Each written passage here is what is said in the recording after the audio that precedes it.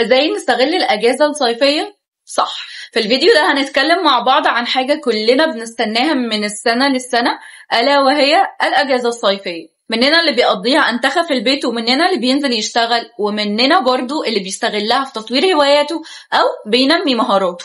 فقولولي بقى، هتقضوها نوم وسكرولينج على السوشيال ميديا، ولا ناويين تدخلوا السنة الجديدة وانتوا فعلا عاملين جلو أب حياتكم كلها؟ وخلينا نقسم موضوعنا النهاردة أو الفيديو بتاعنا النهاردة لكام فقرة. أول فقرة ونسميها روتين صحي جديد. فكك بقى من الروتين القديم بتاع ليل الناس نهارك ونهارهم ليلك. عاوز تبدأ تعيش حياة صحية، عيش اليوم بطبيعته وخليك بني آدم طبيعي. بلاش حياة الخفاش اللي انتوا عايشينها دي. عقلك مش هيشتغل غير وانت مريحه ومعيشه عيشته الطبيعية. ما تقنعنيش انك لما تنام الساعة 6 الصبح وتصحالي بعد العصر هتعرف تشتغل على نفسك. والله مهما عملت مش هتوصل لنفس انتاجية واحد محافظ على عقله ومضبط مواعيد نومه صح. تاني نقطة من روتين صحي جديد، الأكل. بلاش يا جماعة أكل من بره. كفاية العك اللي بيحصل طول فترة الدراسة بسبب إننا بنكون أغلب الوقت بره. خلي فترة الأجازة على الأقل إنك تحاول على قد ما تقدر تصلح اللي باظ الفترة اللي فاتت، وتحط لنفسك نظام أكل صحي تمشي عليه. والعبوا رياضة، اهتموا بصحة جسمكم وشكله. جماعة اعذروني على الهزة اللي في الفيديو دي، المروحة عالية فهي اللي بتخلي الكاميرا يعني مش مظبوطة، بس انا مش هقدر اصور لكم حاجة في الجو ده من غير ما المروحة تكون عالية كده، فاعذروني يعني.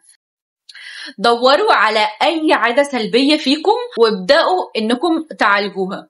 اعملوا جدول مهام يومي وخلوا الفترة دي تمهيد انكم تحاولوا تظبطوا يومكم ببلان وتلتزموا بيه. ده هيساعدكم جدا انكم مع رجوع الدراسة تحطوا بلان وتمشوا عليها، لان في ناس كثيرة جدا وانا منكم ما بيعرفوش يظبطوا او يلتزموا بالبلان. وانا من الناس اللي عمري ما عملت بلان ومشيت عليها، ما بعرفش حتى لو حاولت وعملت كده مش بعرف. بس دي من اكتر الحاجات اللي بتخلينا ننجز. فحاولوا على قد ما تقدروا انكم تعملوا بلان في الفترة دي حتى لو حاجات بسيطة. فمن دلوقتي ندرب نفسنا على الحاجة دي حتى لو بحاجات بسيطة زي ما انا قلت وانتوا شايفينها تافهة. يعني مثلا احنا في يومنا الطبيعي العادي بنعمل ايه؟ لو احنا مثلا مش بنشتغل فترة الدراسة او مش بننزل قاعدين في البيت بنعمل ايه؟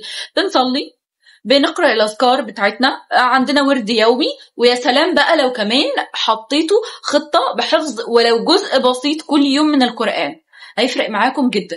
من ضمن الخطط برضو انتوا ممكن تضيفوها في وسط البلان ان انتوا مثلا ترتبوا غرفتكم، ولو عندكم هواية مثلا وعايزين تتعلموها، او حتى تقضوا وقت مع نفسكم او تعملوا حاجة تبسطكم برضو تحطوها في وسط البلان اليومي بتاعكم. فهنحاول على قد ما نقدر نعمل الموضوع ده ونلتزم بالحاجات البسيطة دي. هتفرق معانا جدا ان احنا بعد كده مع رجوع فترة الدراسة زي ما قلت نحط بلان ونمشي عليه، عشان ما بدل مثلا ما بندرس بس فترة الدراسة، لا احنا ممكن ندرس وننمي مهاراتنا، ننزل نشتغل، نعمل حاجة جديدة وهكذا. قراءة ثم القراءة ثم القراءة.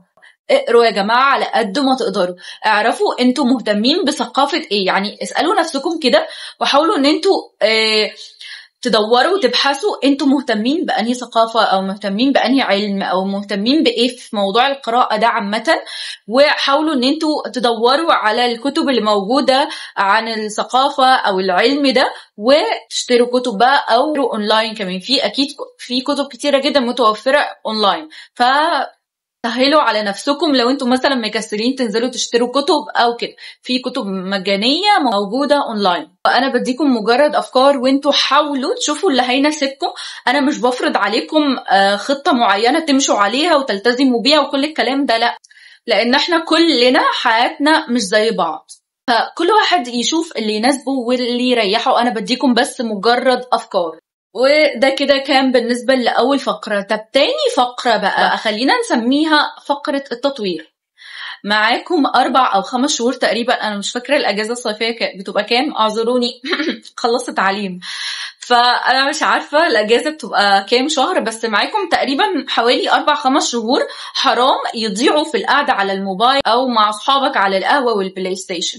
طب بنت دلوقتي هتطلع بقى تقول لي انا ببقى طول اليوم بعمل شغل البيت مع ماما وما عنديش وقت اطور من نفسي ولا اطور من ذاتي. حبيبتي اللي بتعمليه ده تطوير برضو، انك تتعلمي تكوني مسؤولة عن بيت وبتعرفي تقفي في المطبخ تعملي اكلات وكل الحاجات دي تطوير. حاولي بقى على قد ما تقدري تدخلي حاجة مفيدة تانية برضو ليومك على حسب بقى ميولك انتي. من ضمن المهارات برضو بقى اللي بتواكب عصرنا حاليا وهتنفعنا جدا في مستقبلنا المونتاج، الجرافيك ديزاين، البرمجة، اللغات، وحتى التصوير. ومش بقول تصوير الأشخاص وكده لأ، عشان الحرمانية، تعلم التصوير بصفة عامة.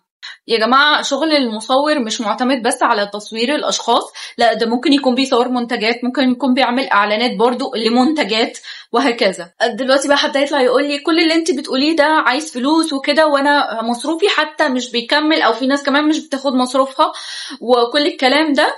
هقولك اليوتيوب ومنصات كتيرة جدا دلوقتي بقت مليانة كورسات تعلم مجانية في كل المجالات، بس انت دور وبلاش حاجات فارغة. مش كلامي ده معناه ان انت او انتي تقعدوا طول اليوم تتعلموا كده، لا بالعكس، ساعة او 2 في اليوم كفيلة بانها تغير عقلك وحياتك. الفقرة الثالثة اسمها اعرف نفسك. التطوير يا جماعة مش بس روتين صحي واننا نتعلم مهارات وهوايات جديدة بس، بالعكس انك تعرف نفسك وتشتغل على صفاتك جزء مهم واساسي في خطة التغيير.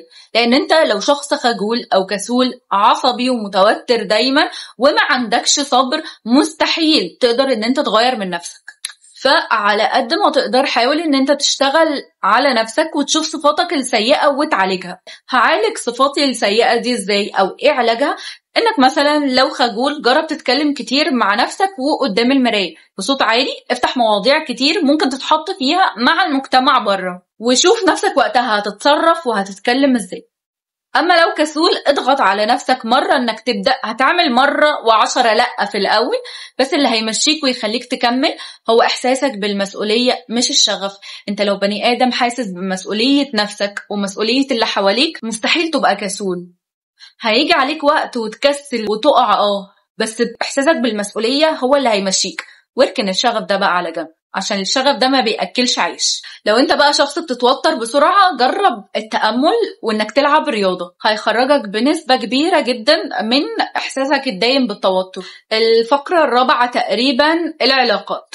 اقطع علاقتك بأي حد بيحبطك او بيقلل منك او مش بيشجعك انك تطور من نفسك. حاول على قد ما تقدر تنشل نفسك من الدايرة اللي كل همها الخروجات والأنتخة والنميمة. على فكرة الترويح على النفس مع أصحابك والخروج معاهم شيء مهم ومفيد جدا، منكرش ده، لكن لما يبقى ده هو السائد في علاقتك بيهم يبقى قلل قاعدة معاهم وارمي نفسك في دايرة فيها ناس بتشتغل وبتشجع بعض على التطوير. ولو عندك القابلية وقتها انك تنزل ورش وتشترك في أنشطة اعمل ده. هتلاقي جوه ناس ما عندهاش وقت أبدا تنم ولا تتنمر ولا حتى تقلل وتتريق على حد ولا نجاحاتك ولا طموحاتك. كل مكان فيه الحلو والوحش، واكيد هتلاقي هناك ناس ما بتحبش غير نفسها، بس على الاقل هتتعلم تبص لنفسك بنظرة مختلفة عن قبل كده. الفقرة الخامسة جرب تعمل حاجات لأول مرة. جرب تسافر لوحدك، تشترك في عمل تطوعي، تعمل بيزنس خاص بيك، حتى لو هتبيع على فرشة في الشارع مش عيب.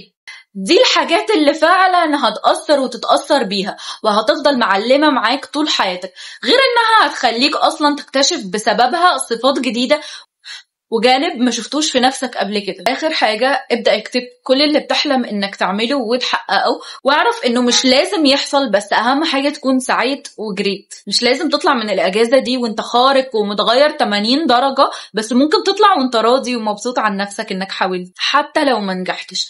لسه عندك اجازات كتير هترجع تقدر تبدأ تاني وقتها. واخيرا بقى الصيف مش ساحل وجونة وسهر ونوم وخروجات، الصيف فرصة، بالعكس طول ما انت عايش فانت عندك فرصة، وانت بقى اللي في ايدك وقتها يا تضيع نفسك يا تبنيها. بس كده خلصنا، وصلنا لنهاية الفيديو، واتمنى تكونوا استفدتوا واستمتعتوا. قولولي بقى هتعملوا حاجة من اللي انا قلتها ولا هتكسلوا وتطنشوا؟ مستنية خططكم ونجاحاتكم وهبقى مبسوطة جدا لو شاركتوني بيها. وبس كده اشوفكم في فيديو جديد. سلام عليكم.